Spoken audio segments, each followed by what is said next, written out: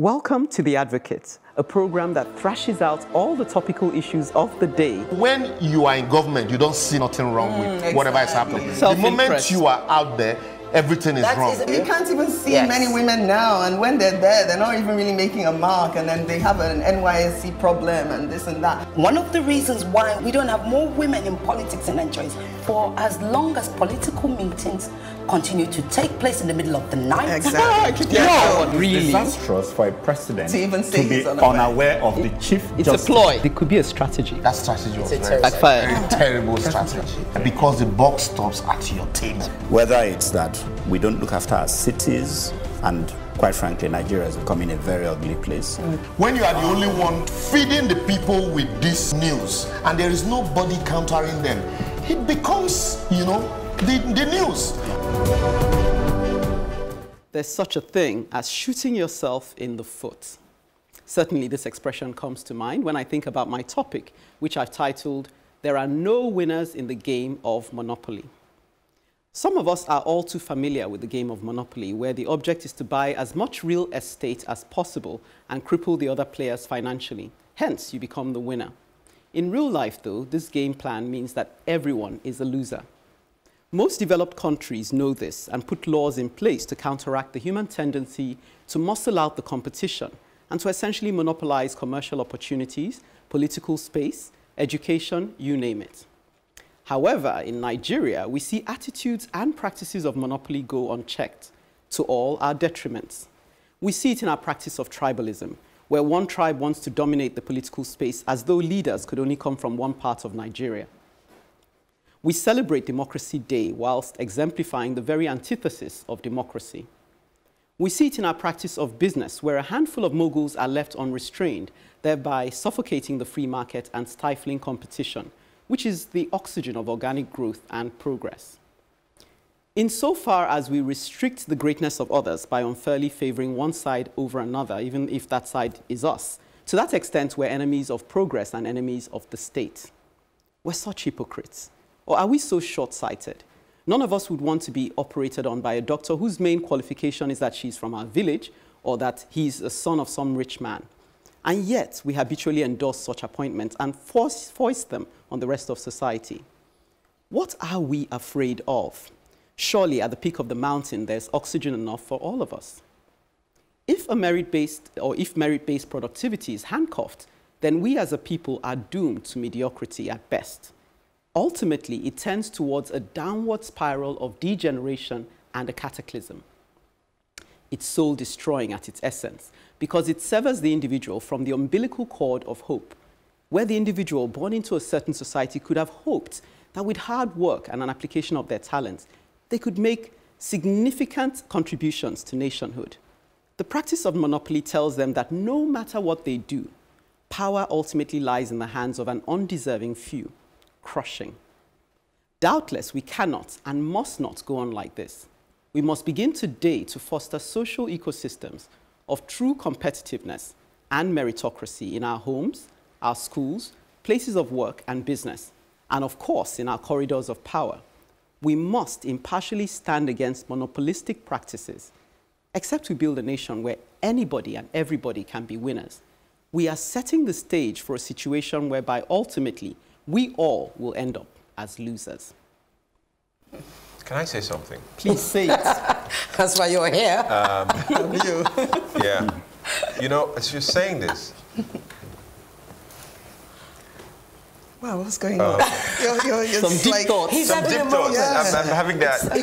Okay, so this is it for me. I think some things, because there's a conflict in that thing when you say meritocracy. Because someone gets to do something very well, they get rewarded. The nature, the system rewards them for that, the efficiency, and so there's this the talent, and they just keep growing and growing and growing. We see it in big businesses like Amazon or Google. They get to the point where they're just huge. Dominate. Okay. Yeah. Because that's the essence of growth. Yeah. The reward system. The reward system for being good at what you do. Does that mean, and because that discussion is going on even in America, where the regulators are saying, no, it's time we need to break you guys up.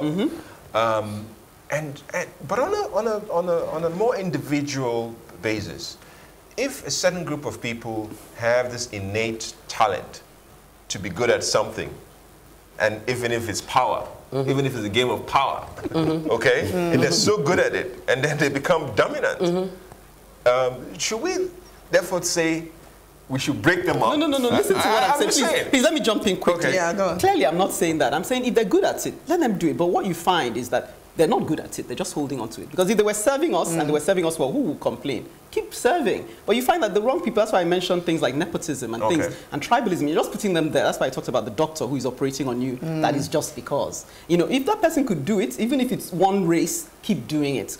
We'll give it to you. We'll play music, whatever is our strength, and you continue. Yeah. But you're not good at it, and you're holding on to it. So we're all suffering. Okay. I've got to ask a that's my question about this. Yeah. You know, we've had this conversation about nepotism before. I think, Uche, you brought it up with regards to Buhari and his, that woman. The Buhari.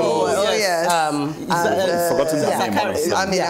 And I still ask a question, the same question, which I don't think was answered that day. And I'm inclined to agree with Emeka on one hand. However, I do also understand what you're saying about the fact that when a company or an individual becomes so big to the point where they're beginning to lord it and almost rule our lives, the lives of the citizen, like Facebook, yes, that's why you do have monopoly regulations, sectors, and they have to be curbed, you know, because we can't all be owned by Apple, for instance, you know. That's why I don't have one of those phones. But going back, when we talk about nepotism, and we have to look at it within the Nigeria, the country we exist in, I put it to you that day, and I'm putting it to you now. If I am your sister, and just because you're in a position, and I happen to be the best person for that job, do you not think I should get it? You get it. You can just get perform. But then you would then be, allow me, but that's the thing. You would then be accused of nepotism. No, but see, I'll say what I just said to Emeka. As long as you're doing the job well, as long as people can see that you're there because of your qualifications. It would still be accused of nepotism. The fact that you guys are sisters, you could be accused of nepotism. Yeah, but okay, let me put it like this. You know, the issues of conflict of interest people have to declare. That's a different thing. No, it's not quite different. Let me land the point. Let me land the point in response to Retsi so that Uche can talk.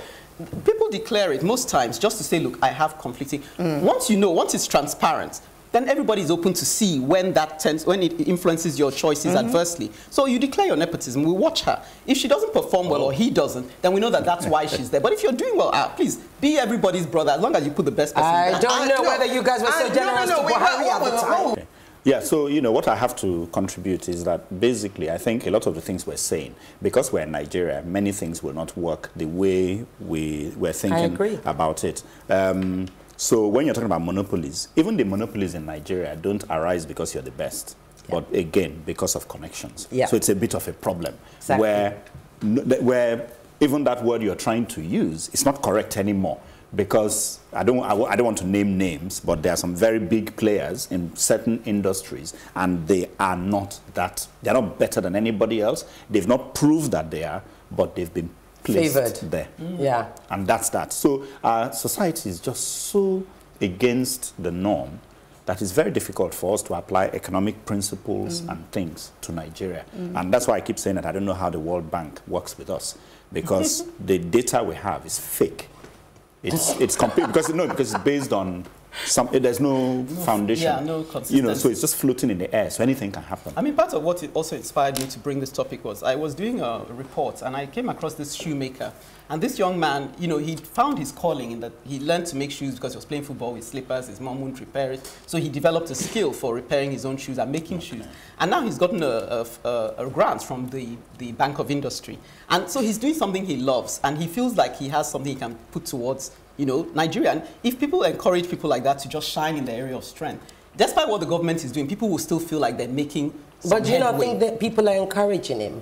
No, people are, but I'm saying if we function like that across Nigeria, even if the government was doing what they're doing, you find that people will be motivated. We're doing a disservice to ourselves as a people, because I think if there's one thing that I've noticed is that once, you know, if a Nigerian knows, like a lot of us wear made in Nigeria these days, shoes, clothes. In fact, the English, or do you say the overseas clothes hardly sell, right down to our music. And I think because we've become Nigeria proud from the time when, you know, GJ and, you know, halfway halfway through his term and they started to promote Nigeria, Nollywood and everything, we now proudly support our own. So I think we do that, and I think we do that irrespective of government. I think the people that you're probably referring to are the big wigs, like Chuka was saying, you know, the, what do you think, conglomerates who have held us all to, what's the word, you know, ransom, and they've captivated, and it's true.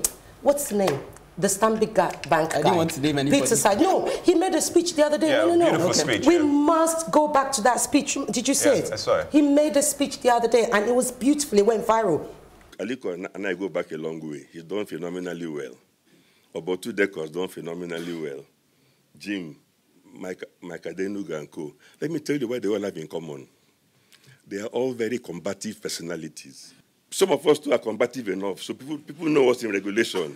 Now let me continue, because those we are destroying are the 22-year-old entrepreneurs, the 25-year-old entrepreneurs. This economy is rigged against the youth, and it's not going to grow. When Aliko and I were 30, we were allowed to grow. Today, we're killing the youth from growing. Yeah, no, thank you for reminding me of that. That was a good one. Yeah. Well, ultimately, if Nigeria prospers, we all prosper, Abi. Ireti represents the citizens in the case against Nigerian embassies after the break.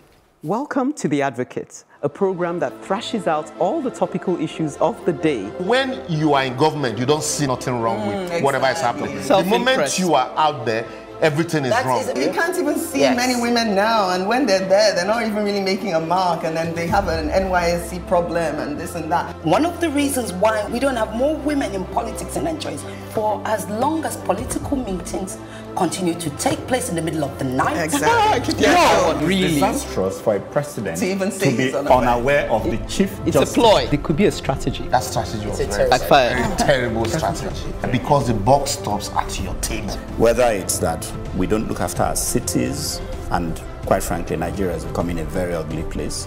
When you are the only one feeding the people with this news, and there is nobody countering them, it becomes, you know, the news.